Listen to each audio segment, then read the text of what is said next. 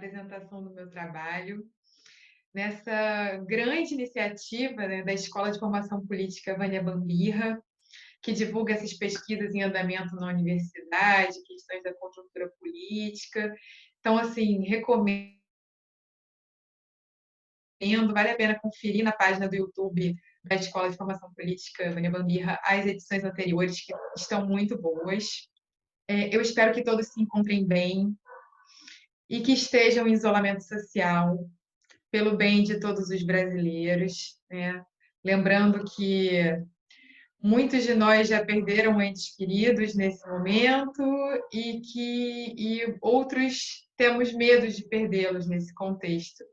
Então, a gente sabe que as consequências dessa pandemia que assola o mundo hoje são irreparáveis, mas o que a ciência nos diz é que só o isolamento social e o forte investimento na saúde e na ciência vão poder reduzir os impactos dessa pandemia. Então, peço que todos se mantenham em casa.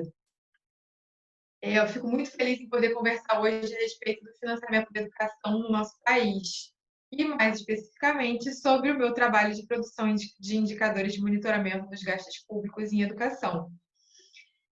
Eu fui convidada pelo Alan, perdão, eu fui convidada pelo Alan para falar sobre o meu trabalho no doutorado da educação no UFRJ, sobre orientação do professor Roberto Lerner.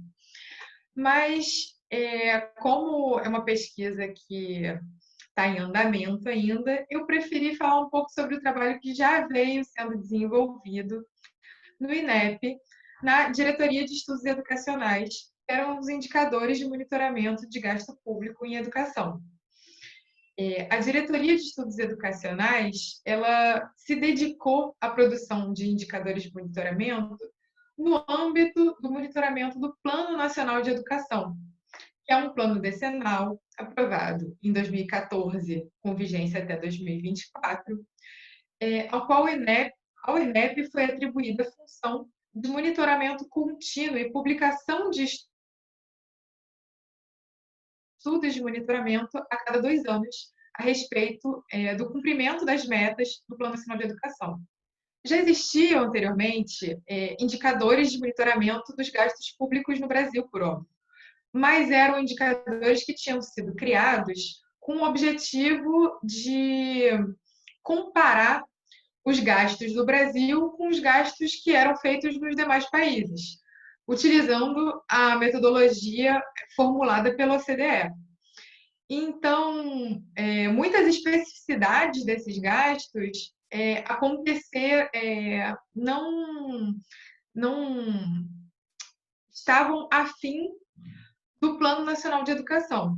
O Plano Nacional de Educação criou uma meta específica, né, para o financiamento da educação, que diz que apenas os gastos públicos em educação públicas devem ser considerados para fins de aferição da meta, que é chegar até 10% do PIB em educação em 2024. Bom, falando assim, parece que é um contexto pacífico, né? Mas justamente essa pesquisa, para a produção dos indicadores de monitoramento, ela teve que ocorrer porque muitos conflitos ocorrem na produção de indicadores, né? A produção de indicadores nunca é meramente técnica. Ela, enfim, exige a investigação de todos os meandros políticos que envolvem a contabilização de gastos públicos em educação, por exemplo. Então, assim, eu vou falar um pouquinho sobre isso, né? O contexto da produção de indicadores de gastos públicos em educação no Plano Nacional de Educação. Falar um pouco sobre os principais desafios que aconteceram na produção desses indicadores. Vou falar um pouco dos resultados consolidados entre 2013 e 2016 e algumas perspectivas de resultados para 2017 e 2018, que vão ser divulgados pelo INEP durante o mês de junho, né, que estão em editoração nesse momento. E depois eu queria falar um pouco sobre a questão da Emenda Constitucional 95, e o projeto de emenda constitucional 188 do Senado e os projetos de emenda constitucional do novo Fundeb, né, que, enfim, tem 3 tramitando agora, né, a PEC 15 de 2015, por meio do seu substitutivo apresentado pela deputada Dorinha Seabra, a proposta de emenda à Constituição número 33 de 2019 do Senado e a PEC 65 de 2019 também do Senado. E falar sobre a questão do novo Fundeb, quais são os riscos ao financiamento da educação básica produzidos pela crise econômica e acentuados pela pandemia do Covid-19.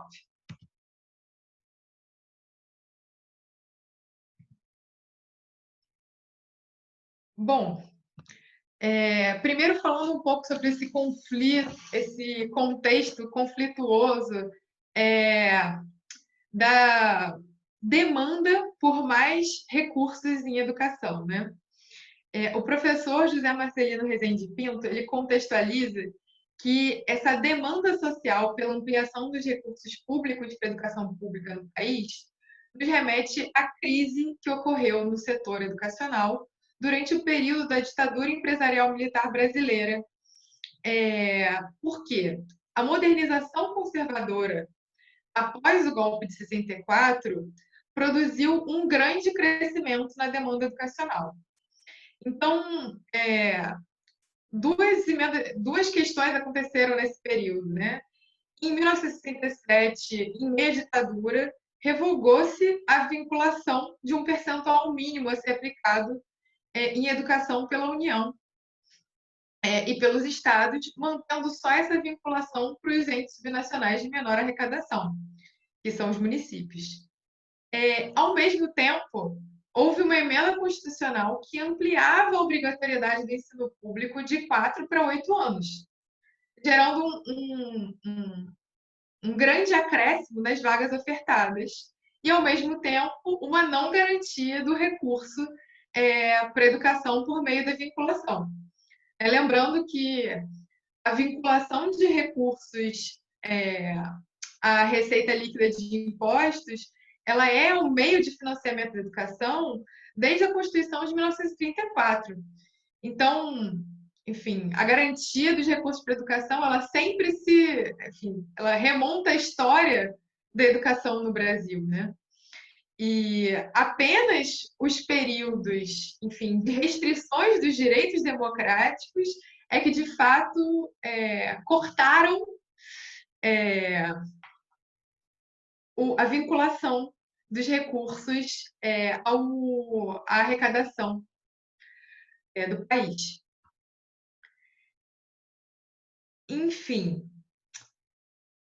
é importante lembrar que nesse período também, com a ampliação do ensino público e a redução, né, da verba disponível para a educação, você teve um grande achatamento salarial dos professores e a multiplicação de turnos escolares.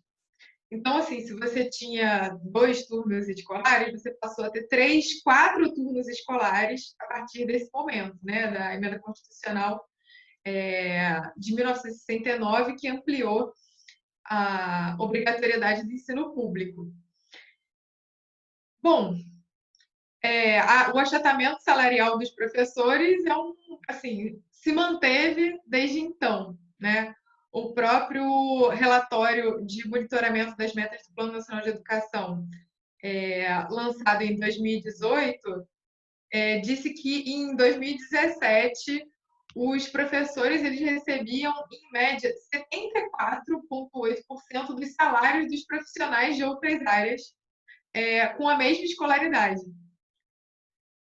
Bom, a proposta de uma meta de aplicação vinculada ao produto interno bruto do país foi sistematizada pela primeira vez no segundo Congresso Nacional de Educação, em 1997, no âmbito do Plano Nacional de Educação proposta da sociedade brasileira. Esse plano ele foi submetido como projeto de lei pelo deputado Ivan Valente, para que fosse, enfim, o nosso nosso primeiro plano nacional de educação. Bom, por que 10%, né? Existem grupos que falam que 10% seria uma conta, uma ótima conta, para que a gente conseguisse dar partida nos direitos educacionais, enfim, razoáveis para todos os brasileiros. Mas, na verdade, os 10% do PIB, eles remontam essa proposta da sociedade brasileira que foi feita lá em 1997, no segundo CONED. Nesse documento, né, eu vou fazer uma citação breve do documento, que diz que o total dos gastos para, enfim, a educação seria da ordem de 10% do PIB, porque esse valor é bastante próximo ao que foi ou tem sido gastos pelos países que superaram ou estão superando atrasos educacionais graves, como é o caso do Brasil.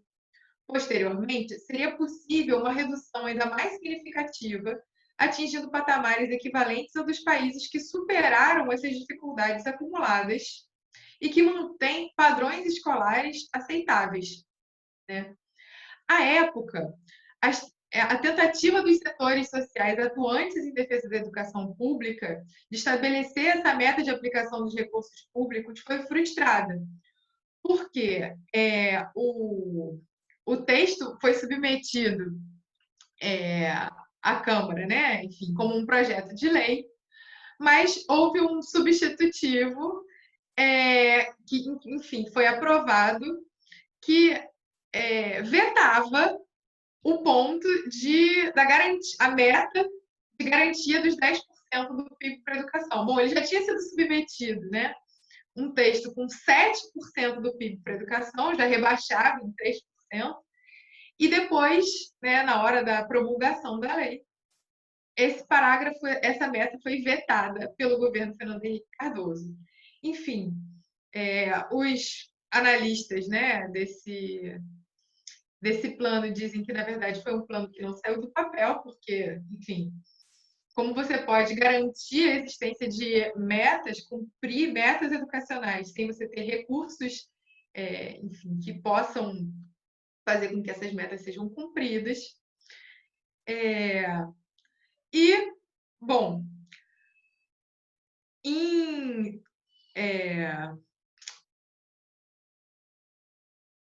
adiante, né, com a emenda constitucional 59 de 2009, autorizou-se a obrigatoriedade no PNE de uma meta de aplicação de recursos públicos em educação como produto interno bruto. Ou seja, como isso entrou como uma emenda constitucional, foi imperativo que o próximo Plano Nacional de Educação contivesse, de fato, essa meta de aplicação de recursos públicos e ela não pudesse ser vetada. Bom, isso foi em 2009, né, a nossa emenda constitucional 59. A promulgação do PNE ocorreu em 2014, depois de uma longa tramitação, né, depois do primeiro projeto ter sido submetido pelo Poder Executivo em 2010. Bom, a sociedade não apresentou o seu próprio projeto, né? Só teve, enfim, uma miríade de emendas sobre um projeto do Executivo que, enfim, já era bastante diferente do que a própria sociedade demandava. E, enfim, após aprovado, tivemos, então, a meta de aplicação de recursos públicos em educação com proporção do produto interno bruto de 10% do PIB, exclusivamente em educação pública. Bom, antes disso ainda,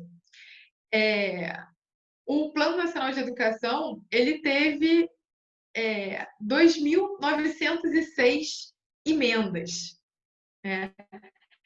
E sobre essa meta de aplicação de recursos públicos em educação, só sobre essa meta, foram 241 emendas, né? Isso, estou referenciando um texto do Paulo Sena Martins, consultor da Câmara. e disse que 8,3% das emendas foram sobre essa meta. Enfim, para vocês conseguirem dimensionar assim, o tamanho da polêmica que essa meta gerava. E quais eram as disputas que aconteciam, né? Enfim, pretendia-se vincular um percentual superior aos dos 10% do PIB, pretendia-se criar outros prazos intermediários, alguns diziam que os investimentos deveriam ser na educação pública, outros diziam que deveria ampliar, enfim, para a educação privada. Ou seja, quando, enfim, foi aprovado o texto de 10% do PIB para a educação exclusivamente pública, isso foi considerado, a priori, uma vitória dos educadores. Mas, ao apagar das luzes da aprovação desse projeto, um parágrafo, né, na tramitação do Senado, foi incluído mais um parágrafo nesse texto da lei, que era o parágrafo 4º do artigo 5º. Ele tentava descrever o rol de despesas que deveriam ser consideradas para contabilizar os gastos públicos em educação. E nesse rol são listados todas as despesas que são, de fato, feitas no setor privado. Ou seja, para eu fazer a contagem de quanto seria gasto, né? Perdão, vou repetir. Para eu fazer a contagem de quais seriam os gastos públicos em educação pública, eu preciso contar os gastos nesse rol de recursos do setor privado. Ou seja, criou-se um Frankenstein, criou-se um texto paradoxal que não atende os requisitos de clareza e precisão que devem nortear a redação das disposições normativas, né, segundo o próprio Paulo César Martins. Então, por que não, né? Se devemos contabilizar o quanto que o poder público gasta no setor privado e a meta que foi aprovada em si era quanto se gastava no próprio setor público, então por que não haver duas metas? Por que não haver dois indicadores de contagem, né? Então, assim, após esse estudo, né, após discutir isso com um conjunto de atores, né, no INEP, com o TCU, com a consultoria legislativa da Câmara e do Senado, com professores universitários que deram assessoria ao INEP, após todas essas discussões, o INEP decidiu por produzir dois indicadores de gasto público. Um indicador que contabilizaria, além dos gastos públicos, também aqueles que eram despendidos no setor privado, e um outro indicador exclusivamente para os gastos públicos.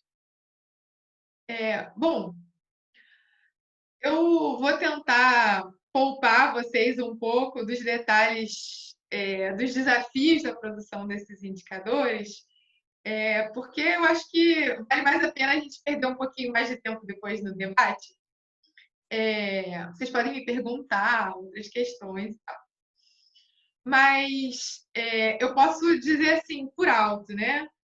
Que você não tem a totalidade de municípios nas bases de dados consultadas. Ou seja, na hora da gente fazer a contagem de quanto se gasta, né, no país, a gente não consegue acessar tempestivamente os gastos de todos os municípios. Você tem dificuldade de aferição de gastos mais específicos possíveis. Por exemplo, os gastos em hospitais universitários, quais são de responsabilidade do Sistema Único de Saúde, quais são de responsabilidade da própria universidade. Enfim, nas pesquisas que nós fizemos, nós percebemos que, de fato, os hospitais universitários eles são de responsabilidade da universidade, mas prestam um serviço para a população que não é ensino, não é educação em si apenas. Então, enfim, é um gasto compartilhado em sociedade. É difícil a gente distinguir os orçamentos dos municípios, as transferências provenientes dos estados, o que pode levar à dupla contagem de recursos. É uma coisa que acontece com muita frequência. Então, enfim, a gente produz algumas certas manobras para conseguir fazer essa contagem, né? Mas, por exemplo, ainda não divulgamos os gastos por município, justamente por essa dificuldade de fazer a contagem dos gastos por município sem que se contenha dupla contagem dos estados. Existe também possibilidade de superestimação das despesas quando o empenho é a fase contabilizada. Enfim, como vocês sabem, os restos a pagar que ficaram super famosos no impeachment, eles podem ser postergados por, enfim, muito tempo. Então, a gente decidiu utilizar para esse indicador as despesas pagas, que também gera determinados problemas, né? A gente, enfim, o produto já pode ter sido entregue e o pagamento não ter sido realizado, então a gente não contabilizou. Enfim, estou assim, trazendo alguns dos limites, alguns dos problemas que nós tivemos aqui no meio do caminho. Foi uma pesquisa que nós fizemos desde 2016, enfim, e a primeira versão desse indicador apareceu só em 2018. Então, depois nós publicamos os resultados de 2013 a 2016 e agora, em junho, os resultados de 2013 até 2018 vão ser publicados. Bom, rapidamente vou chegar aqui aos nossos resultados.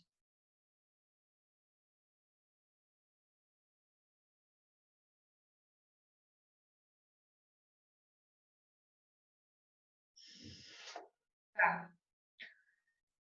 Tentando trazer um pouco do gasto público em educação por ente federativo entre 2013 e 2016. Em 2013, a União é responsável por 83,4 bilhões, né, dos gastos em educação. Em 2016, ela foi responsável por 86,5 bilhões. Enquanto isso, os municípios, em 2013, eram responsáveis por 125,8 bilhões. Em 2016, 129,3 bilhões. Bom, só para vocês terem uma noção,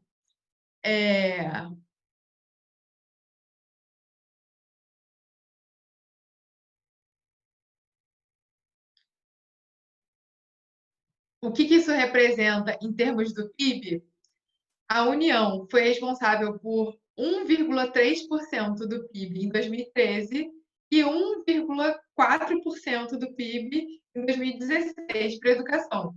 Os estados gastavam 1,6% do PIB em educação em 2013 e seguiram no mesmo patamar em 2016. Já os municípios, eles gastavam em 2013 1,9% do PIB e em 2016 2,1%. Então, isso pensando nos gastos públicos exclusivamente na educação pública. Para o nosso indicador da Meta 20, né, temos que em 2013 o Brasil gastava 4,8% do PIB em educação exclusivamente pública, e em 2016 gastava 5,0% do PIB em educação pública. Ou seja, dá para a gente ter um pouco de noção do desafio que a gente tem pela frente, né? o objetivo é chegar até 2024 com 10% do PIB, né, dá para ter um pouco uma noção do caminho que a gente tem a seguir. E assim, já tentando, enfim, dar uma má notícia para vocês, em 2017 e 2018 seguimos nos mesmos patamares, nos 5% do PIB em educação. Quando a gente vai para educação de forma geral, né, incluindo educação pública e educação privada, em 2015 se gastava 5,5% do PIB em educação e em 2018 5,4% do PIB. Ou seja, quando inclui-se a educação privada, a gente tem uma pequena variação positiva, né? Perdão, uma pequena variação negativa, né? Apesar de, enfim, ser um pouquinho acima do que a gente tinha nos gastos da educação pública. Bom, já falei aqui pra caramba, mas eu queria só assim trazer um pouco da noção de quais são os riscos à educação básica trazidos tanto pela crise econômica quanto pela pandemia do Covid-19. Perdão, do Covid-19. Eu vou repetir essa parte, tá? Então, eu queria, enfim, finalizando essa parte dos indicadores de gasto público em educação, eu queria dialogar um pouco com vocês sobre a questão dos riscos para a educação básica pública no contexto da pandemia Covid-19. Enfim, os efeitos danosos, né, dessa crise para a manutenção e desenvolvimento do ensino. Os pesquisadores da FINEDUCA, que é a Associação de Pesquisa em Financiamento da Educação, produziram um estudo com 3 cenários, com a perda de 10% na arrecadação, enfim, da receita líquida de impostos, com a perda de 20% e com a perda de 30%. Pensando no pior cenário, você tem a perda de 54 bilhões para a educação. Bom, pensando no que isso impacta no financiamento da educação de cada aluno, hoje a gente já gasta em torno de 1/3 do que os demais países da OCDE gastam em educação. Nós gastamos por mês R$ 519 em 2018. No primeiro cenário de crise, a gente, enfim, no cenário mais otimista, né, esse valor poderia chegar a R$ 483 por mês. No segundo cenário, né, cenário intermediário, a 447. E no terceiro cenário, R$ 411 por mês. Ou seja, nesse cenário mais pessimista, a gente tem a perda de 20% dos gastos em educação por aluno. Veja, o Fundeb perde 20% do seu montante. Isso não é trivial, né? A gente não está falando, enfim, de um país que já tem suas necessidades educacionais satisfeitas. A gente está falando de um país extremamente carente, que não tem professores para todos os seus alunos, que não tem infraestrutura física, banheiros, quadras, enfim, que não tem meios de funcionamento, né? Não tem internet, né? Não tem meios de funcionamento para que os seus alunos, enfim, possam aí estar. E pensando, né, nesse contexto de, enfim, futura retomada das aulas, o Brasil não está preparado, né, para ter, de fato, o distanciamento social necessário para que haja segurança, né, e não haja um genocídio dentro das escolas brasileiras, né? o nosso grupo de pesquisa, o coletivo de estudos Educação e Marxismo, Colemarx, ele lançou agora uma cartilha discutindo o quão perversa, né, era essa iniciativa de fazer com que todos os estudantes voltassem às aulas, né, por meio de educação online, quando, enfim, famílias vivem sob o mesmo teto, né? Quando nem as condições sanitárias, muitas vezes, esses alunos vão ter dentro das suas próprias casas, né? Então, assim, eu acho que queria finalizar com um apelo, né? A pensarmos que a educação ela deve seguir, né? Sendo para todos e todas. E, enfim, no debate eu trago um pouco para vocês a questão da emenda constitucional 95 e do projeto de emenda constitucional 188, né, que acabam por enterrar a educação brasileira. Obrigada. Rafaela, muito obrigado pela sua apresentação bem sistemática e objetiva. Acho que a gente podia abrir para conversa e a gente para as discussões. Se houver muitas pessoas querendo falar, talvez a gente possa fazer um pouco uma inscrição. A gente tem feito um pouco pelo chat, né, quando várias pessoas querem se manifestar. Mas fica aberto aí para quem quiser colocar questões para Rafaela ou fazer comentários. Ótimo. Eu sempre digo, a primeira é de graça. Então, eu já vou começar então com um pedido que é para você, se você puder, né, dentro do que você possa, falar um pouco para a gente sobre como se lida com essas tensões na produção dos indicadores dentro do INEP. Porque para todos nós que trabalhamos com os dados, né, quando eles já aparecem compilados, a gente consegue perceber algumas das tensões que devem estar em torno daquilo ali, né? A gente vê isso pelo apagamento, às vezes, de séries históricas, né? A gente tem, de uma forma geral, a produção de dados sendo bastante prejudicada no período recente, né? Parece, inclusive, colocando os órgãos que produzem dados, né?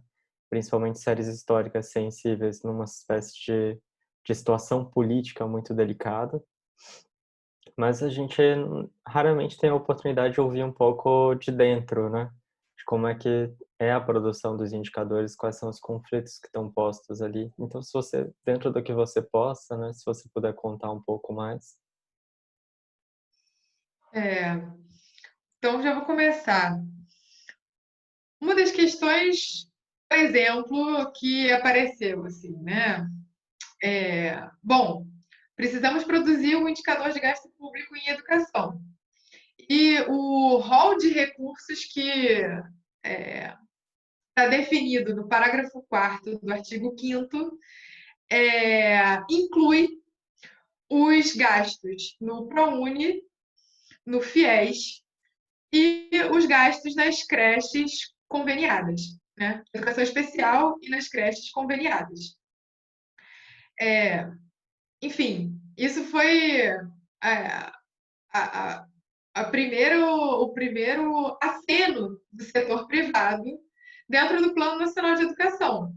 Então, assim, para a gente produzir um indicador a respeito disso, a gente precisou discutir com a nossa gestão, bom, né? Temos aqui esse elefante branco, como é que a gente faz, né? Cada gestão vai lidar de uma forma com isso, assim, né? Eu acho que os servidores que são comprometidos com o seu trabalho, né? Enfim, né? Se eu sou uma servidora pública, eu estou comprometida com o público, eu estou comprometida com os valores públicos, eu estou comprometida com, enfim, a melhoria da educação pública. Então, enquanto servidora estável, né, eu tinha condições de argumentar por que era necessário a gente ter um indicador para os gastos exclusivamente públicos. Não raro, dentro das próprias instâncias de debate, né, seja dentro do INEP ou no MEC, houve, enfim, setores que argumentavam que não, o indicador deve ser único e deve incluir os gastos privados em educação. Enfim, correndo o risco de me repetir, bom, como somos servidores estáveis, né, e temos, enfim, algum espaço, né, na correlação de forças, assim, dentro do próprio debate, nós conseguimos, no mínimo, né, a existência de 2 indicadores, né, para fazer essa aferição de gastos. À época, né, isso era uma grande questão para a gente. Eu considerei uma vitória poder ter os 2 indicadores, né? Grandes companheiros, né, professores, enfim, falaram: olha, Rafaela, fica tranquila, quando você tiver, né? Ai, vou tirar um pouquinho o fone. Se você conseguir produzir os indicadores, tanto da educação de forma mais ampla, né, quanto o indicador exclusivamente público, já temos garantia de que esses dados vão aparecer. Enfim, e como eu falei, né, a gente começou a pesquisa em 2016, né, nós estamos em 2020. Você consegue imaginar a quantidade de presidentes do INEP que a gente, enfim, viveu lá dentro, né, a quantidade de ministros da educação que a gente viveu, e, enfim, alguns tentando fazer com que a gente, enfim, apresentasse sempre o melhor dado. E nós, enquanto servidores, atuando sempre da forma mais ética possível, né? Eu quero acreditar que, enfim, os nossos espaços de luta, né? Eles não estão necessariamente ali dentro, né?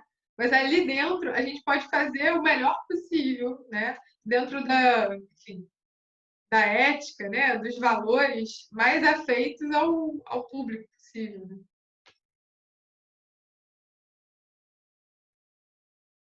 Né? Tá aberto. Alguém mais gostaria de colocar questões? Fiquem à vontade. Às vezes tem uma inibição também pelo vídeo para as pessoas fazerem as questões, né? Para a pessoa que está debatendo. A Flávia está se inscrevendo aqui. A Flávia? Então, eu ainda não vi. Olá, vocês me ouvem? Sim?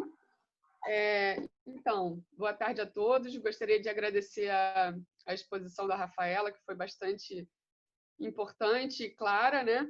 O tema é fundamental. Achei incrível essa vitória que vocês tiveram lá no INEP de conseguir separar os indicadores, né?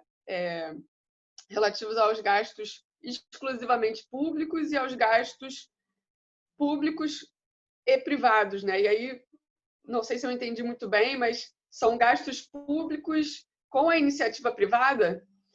E aí, eu queria entender só um pouco melhor quais são essas dificuldades na aferição dos gastos, né? Isso me chamou muita atenção, porque, veja bem, o dinheiro público ele precisa ser transparente, né, no seu investimento em qualquer projeto que seja, em especial nos da esfera privada. E a questão da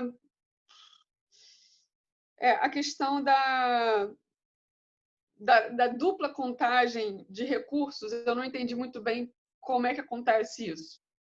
Eu vou fazer só duas, tá? Tá. Enfim, vamos para as bases de dados que a gente tem, né? A primeira lástima nós não temos um sistema contábil brasileiro, né, que registre todas as despesas educacionais. Esse é o nosso sonho, né? A gente tem um sistema, que é o sistema do governo federal, que está bastante evoluído e organizado, né? Enfim, é o CIAF. E a gente tem enfim, a gente pode dizer que é um sistema do FNDE, que é o CIOP, que ele registra os gastos dos estados e municípios. Bom, os estados e municípios, eles também precisam informar ao poder público quanto eles gastaram em educação. Mas, para isso, eles vão informar, ou seja, gastamos em educação um valor tal. Eles apresentam esse valor. Eles não precisam dizer cada uma das despesas que eles fizeram. Esse detalhamento só é feito por meio do CIOP, que é esse sistema do FNDE, que é, enfim, é um órgão do governo federal que coleta dados de estados e municípios. Bom, temos um problema. Como esse órgão que coleta dados de estados e municípios é um órgão do governo federal, alguns estados e municípios, alguns estados em especial, Rio Grande do Sul, Alagoas e Minas Gerais, descobriram que eles não são obrigados a fornecer esses dados para o governo federal.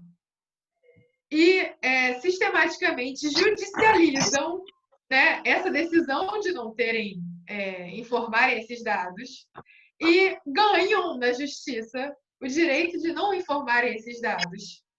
Né? Porque, enfim, eles perderiam recursos de transferências voluntárias, etc., do governo federal, caso não informassem esses dados. Mas eles ganham na justiça sempre o direito de continuarem recebendo esses recursos, mesmo não informando esses dados. E isso virou moda, né? Então, assim, como Rio Grande do Sul, Minas Gerais, Alagoas passaram a não informar, enfim, desde 2013, para o FNDE esses dados. Outros estados começaram a seguir esses estados que não informam. Bom, é bom não informar. E eu posso dizer por que é bom não informar. Porque você consegue colocar dentro da conta os inativos, o pagamento de inativos. Então, assim, um gasto que seria, obviamente, um gasto da Previdência Social está sendo contabilizado, particularmente por esses órgãos, né, por esses estados, perdão, como gasto em educação. O que nós conseguimos fazer para isso não entrar dentro do nosso indicador? Nós pegamos os dados do CIOP, que é esse sistema que tem os detalhes, né, dos gastos, e fizemos um filtro retirando essas subfunções que tinham registros de pagamento de inativos. Nós também encontramos os elementos de despesa de pagamento de inativos. Então, fizemos um filtro retirando esses gastos de inativos. Quaisquer gastos que fossem feitos com assistência social, também retiramos. Enfim, o que nós fazemos hoje para conseguir integralizar os gastos em educação sem esses gastos do Rio Grande do Sul, Alagoas, Minas Gerais e os outros que vieram seguindo essa perspectiva de não informar o CIOP, é recolher de um outro sistema, do terceiro sistema, que é o FINBRA, é o Finanças do Brasil. É um sistema da Secretaria do Tesouro Nacional, que os estados precisam informar, só que eles informam com muito menos qualidade do dado. Né? Ou seja, nós cogitamos que haja dentro desses estados ainda pagamento de inativos, só que nós não somos capazes de provar. E isso, então, eu já posso dizer para vocês que é parte da minha pesquisa que eu vou fazer no doutorado. É ver dentro dos sistemas de transparência dos estados e dos grandes municípios, né, das capitais, os gastos de inativos que são feitos em educação. Porque dentro dos portais das transparências dos estados, eles são obrigados a informar. Enfim, essa foi uma das perguntas. A outra... Dupla contagem de recursos. Eu não entendi muito bem o que acontece, como acontece isso. Enfim, o Tarcísio Mota, que é, enfim, um grande professor do Pedro II, ele identificou no Rio de Janeiro a dupla contagem de recursos e fez uma denúncia, né, na Assembleia Legislativa uma vez muito interessante. Então, assim, no momento em que eu fui fazer essa pesquisa para produzir os indicadores, eu já vinha informada de que havia dupla contagem de recursos, muitas vezes. Né? E que, enfim, quando judicializado, os estados e municípios eles precisavam refazer as suas contas.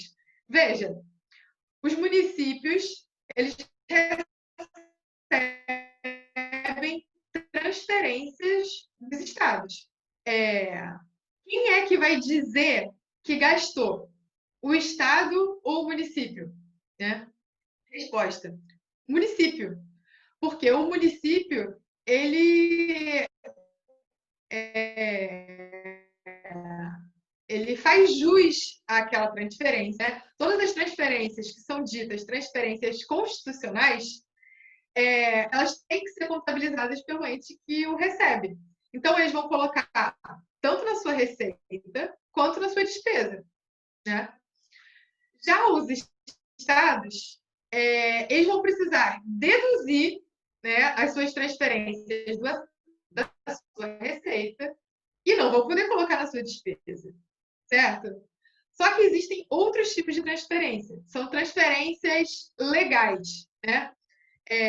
Transferências que elas têm alguma indicação por lei, que elas precisam ocorrer ano a ano, justamente porque elas têm uma força normativa que a define, mas ao mesmo tempo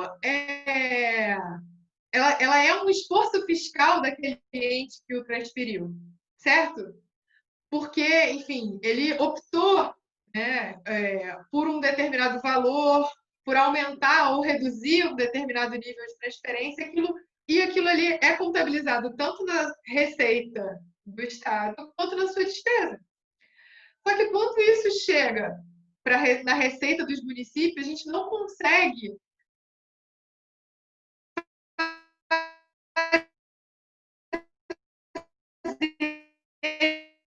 fez. Ou seja, o município recebeu, ele recebeu uma transferência dos estados, enfim, sei lá, o município do Rio de Janeiro recebeu uma transferência do estado do Rio de Janeiro. É vinculada. Ou seja, ele pode receber uma transferência e fazer a despesa com vários recursos em educação. Então, eu não consigo conectar a despesa à receita. Quando eu não consigo fazer isso, eu não consigo saber se isso veio de uma transferência constitucional, se isso veio de uma transferência legal, se... Entende? Então, o que eu pedia enfim, lá no CIOP, é que eles criassem uma variável que eu pudesse fazer a conexão entre receita e despesa. Enfim, eu conseguisse mesclar as bases de dados e eu conseguisse confrontar isso. Não dá. Não foi possível ainda. Né?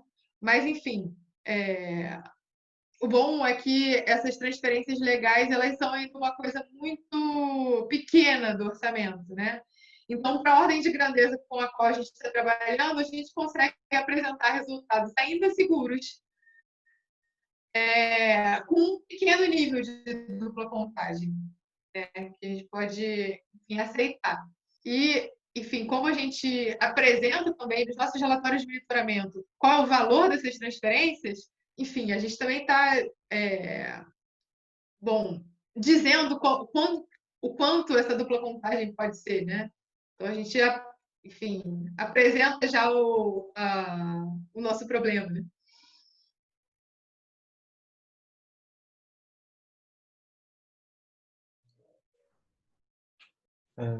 Mais questões?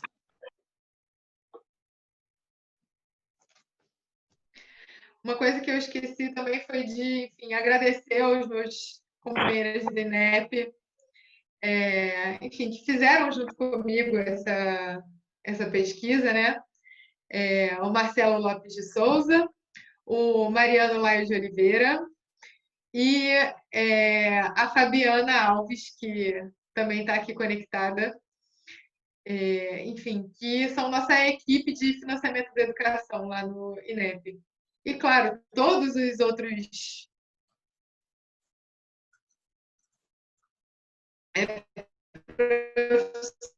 profissionais que tiveram, enfim, se os nossos o nível da consultoria da Câmara, a gente estava muito bem na FIDA, porque a consultoria de educação e de orçamento da Câmara e do Senado nos deram assessoria, enfim, foram muito essenciais na nossa pesquisa, né? Os profissionais como Cláudio Tano, Paulo Sena Martins, Ana Valesca, enfim, e outros que eu não vou lembrar aqui, os professores das universidades federais que nos assessoram também, Jorge Abraão, José Marcelino Rezende Pinto, Tiago Alves, Nelson Cardoso do Amaral, enfim, inúmeras pessoas que participaram dessa pesquisa, né? Eu não posso dizer que foi uma coisa que foi feita, enfim, sozinha. Mas se a gente não tiver aqui outras perguntas. A Fabiana, acho que gostaria de colocar uma. Fabiana?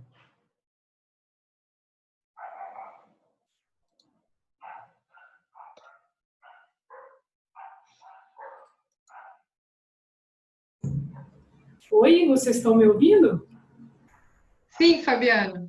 Minha internet aqui está bem agarrada, sabe? Aquele termo bem mineirense. Então, primeiramente eu queria te parabenizar, Rafaela. Eu estou sem imagem porque eu caí e tentei reconexão de novo, mas vocês estão me ouvindo, né? Sim. Então, primeiramente, Rafaela, apresentação excelente. Você, como sempre, muito clara, deixou bem clara, principalmente as questões do CIOP.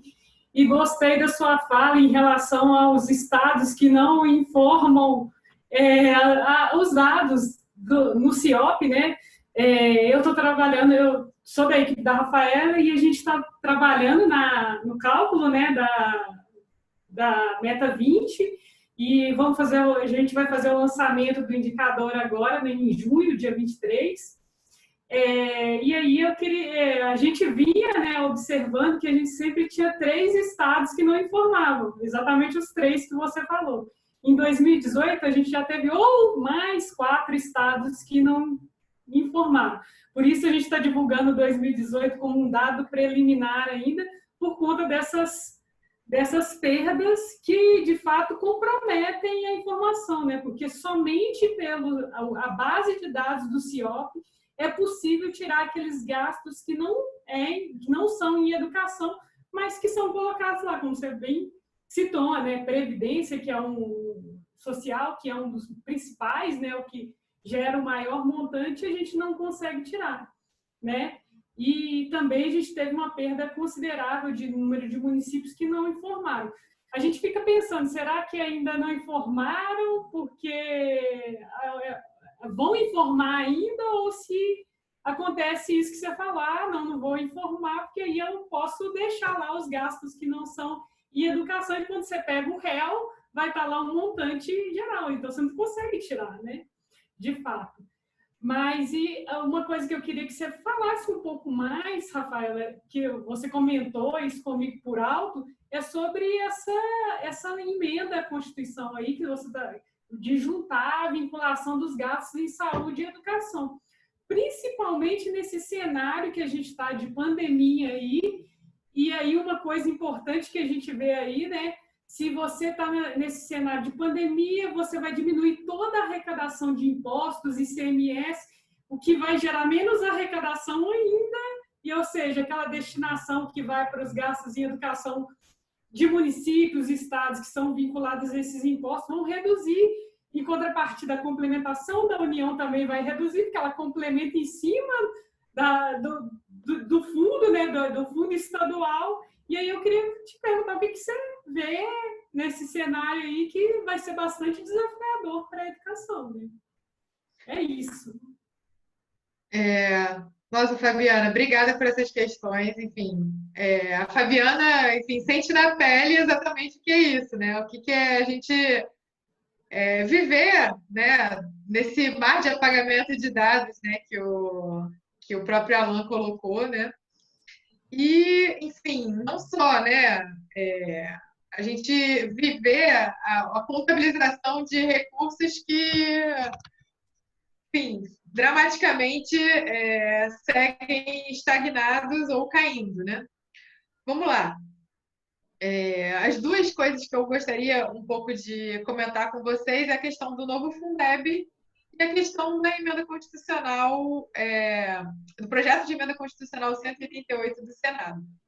A questão do novo Fundeb é o seguinte: a gente tinha, enfim, 3 projetos em andamento simultâneos e agora está havendo um consenso de fechar nesse projeto de emenda constitucional da Câmara, na emenda constitucional número 15 de 2015, que, enfim, até teve seu prazo finalizado e agora foi enviado um substitutivo.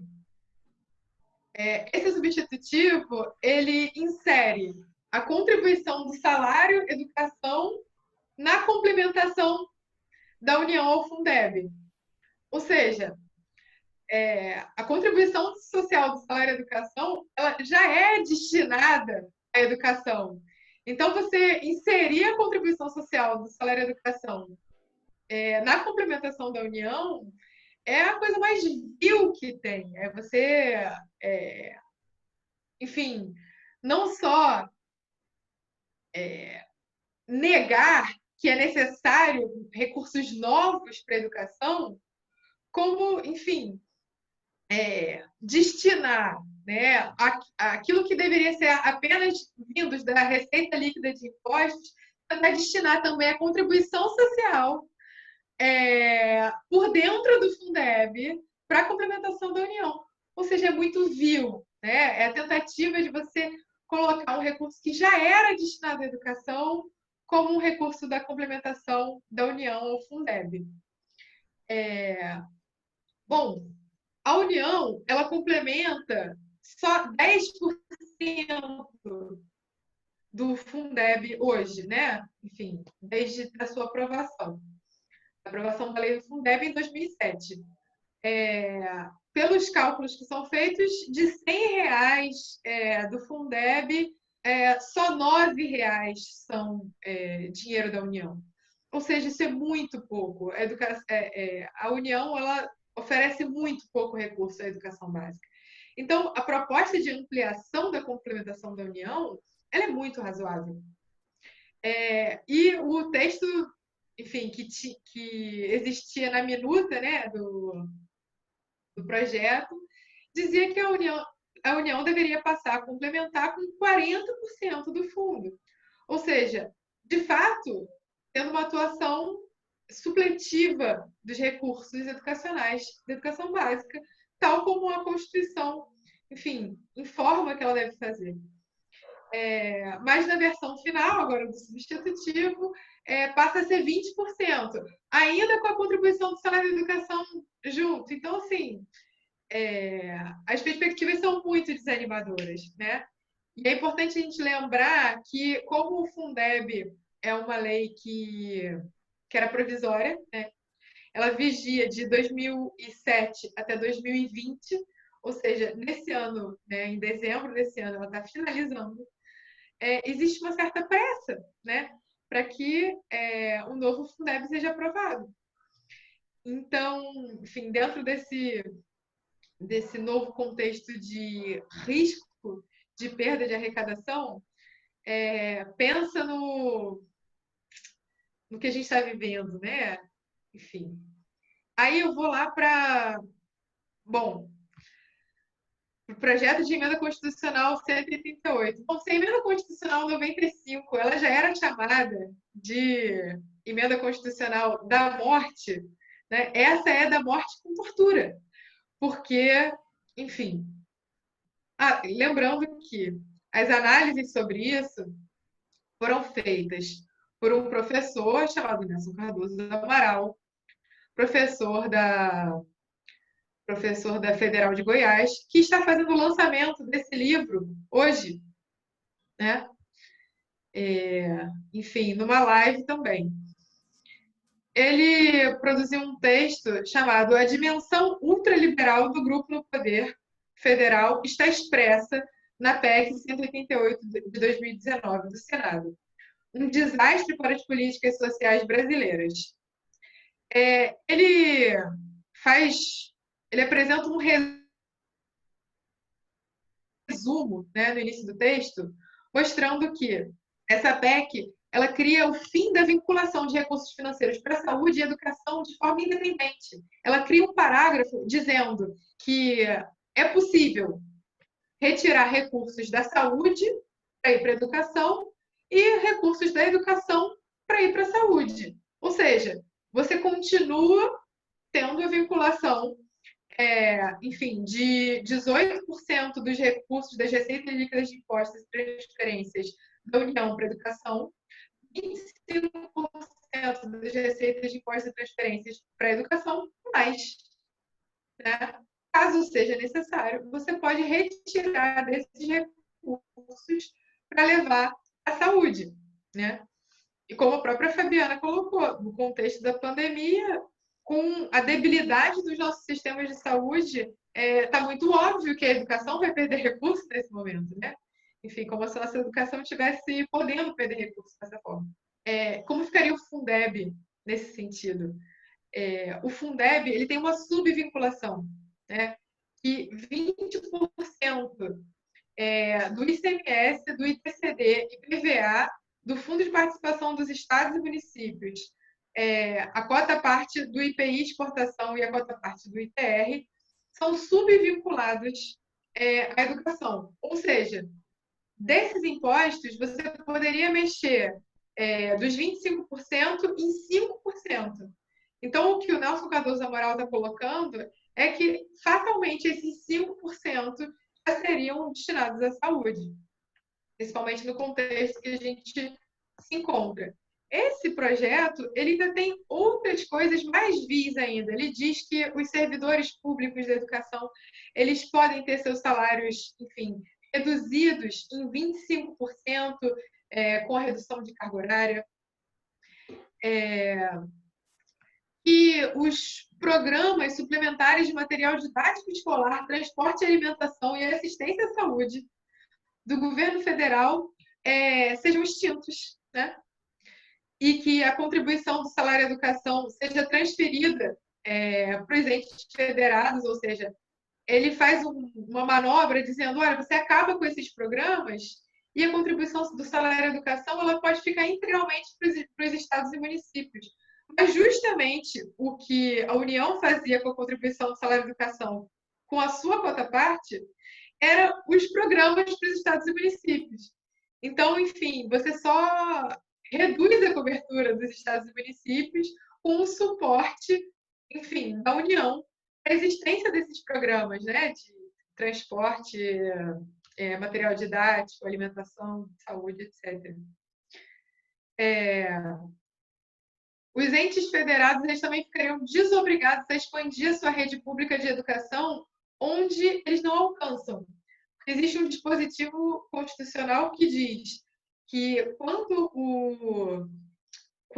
um ente federado ele não possui vagas em determinada rede de ensino para os seus alunos, ele é obrigado a fornecer bolsa de estudos em outros sistemas de ensino, mas ele fica obrigado a expandir a sua rede de ensino. Então, a manobra se eu desobrigo o poder público a expandir minha rede de ensino pública quando ele não tem vagas, eu posso simplesmente ficar oferecendo bolsas no setor privado para suprir a minha carência de vagas, né? Ou seja, um claro aceno para a mercantilização do ensino público, né? Enfim, já falei da redução dos salários dos servidores públicos, que pode ocorrer em até 25%. Não existiriam mais reajustes anuais obrigatórios. Assim, A emenda constitucional 95 de 2016, ela congelava os gastos públicos por 20 anos, né? As despesas primárias, digamos, né? Por 20 anos. Esse projeto de emenda constitucional, ele diz que não é necessário sequer reajustar esse valor em que foi fixado as despesas primárias, né? Que foi os gastos de 2017, ele sequer precisa ser reajustado pelo IPCA, que foi o que a emenda constitucional 95 disse. Ou seja, se 95% das despesas primárias totais forem atingidas, eu não preciso fazer reajuste pelo IPCA. Ou seja, é levar à míngua o gasto social, né? Revogação do Fundo Social do Pré-Sal para Saúde e Educação. Revogação da vinculação dos recursos financeiros aplicados em saúde, a variação do PIB. Enfim, revoga-se a obrigatoriedade da elaboração de planos plurianuais.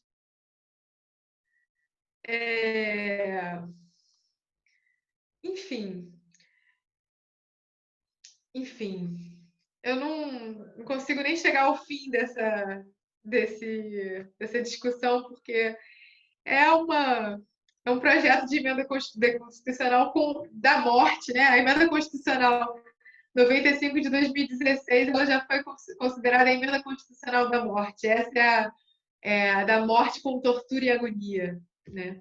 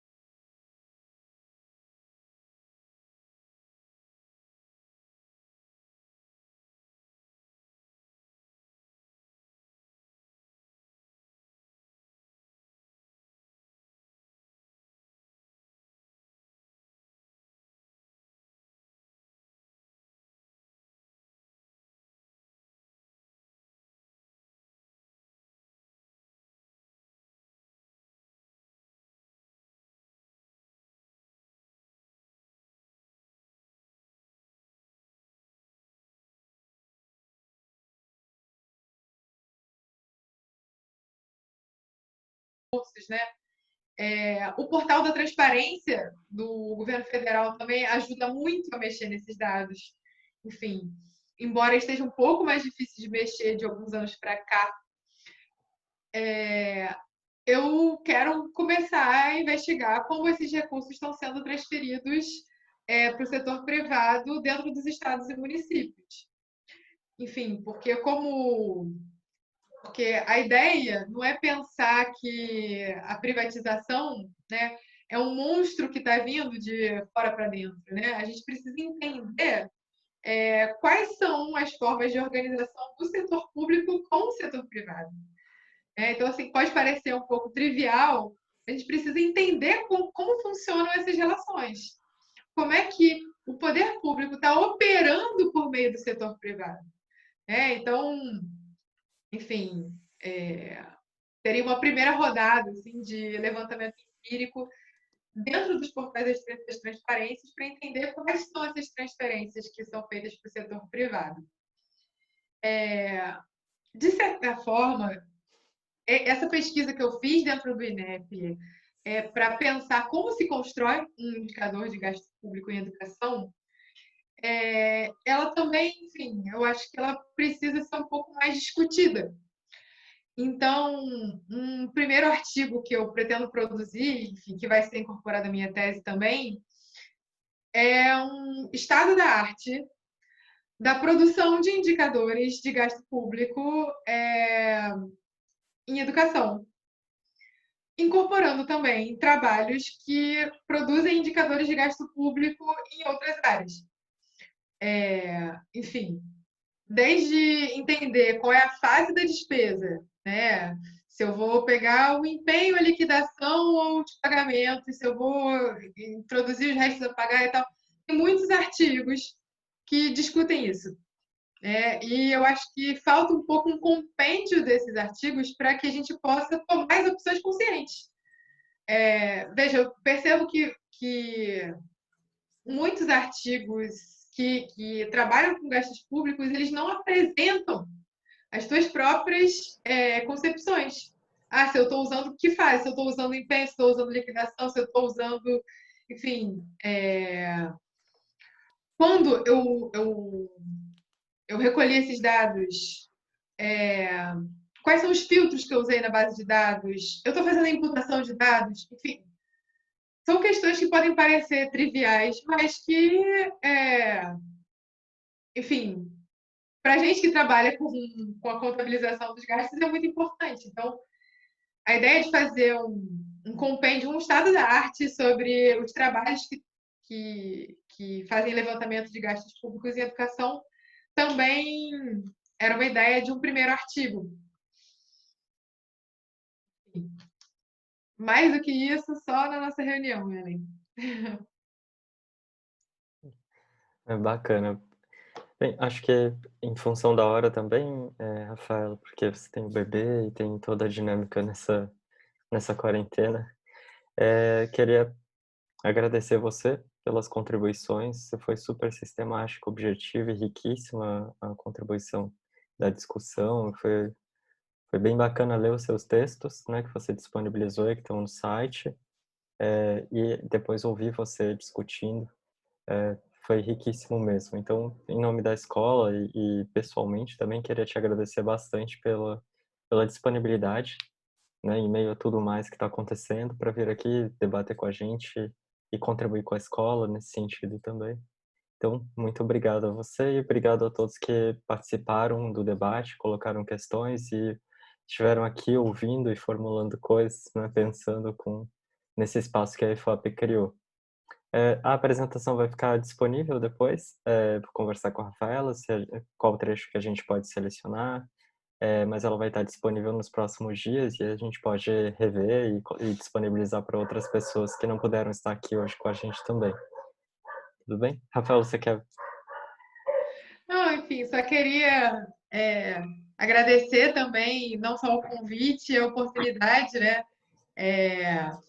Infelizmente, nessa situação atual, a gente não tem, enfim, muita oportunidade, inclusive, de trabalhar, né? Eu estou sentindo muita dificuldade de trabalhar. Eu, enfim, tenho um bebê pequeno em casa, e eu sinto muita saudade de trabalhar também, né? Até porque eu trabalho com algo que muito me é caro, né? Com a pesquisa e educação, enfim, comprometida com os valores públicos. Então, nesse, enfim, difícil momento de pandemia, né? Todos confinados dentro das suas casas, os espaços de circulação e de debate restritos, a creche fechada, enfim, reduz muito a nossa possibilidade de trabalhar, né? Inclusive de lutar. Então, enfim, eu agradeço a todos que puderam aqui estar presentes hoje. Enfim, para mim é um calor muito grande, né? Me dá muita felicidade poder estar em contato, né, com vocês hoje, ouvindo um pouco sobre o meu trabalho, né, que eu faço com tanto carinho e, enfim, que possamos estar juntos em outros momentos, né? Agradecendo muito a oportunidade para falar. Com certeza. Obrigado mesmo, obrigado a todos que estiveram aqui com a gente na reunião, e até logo.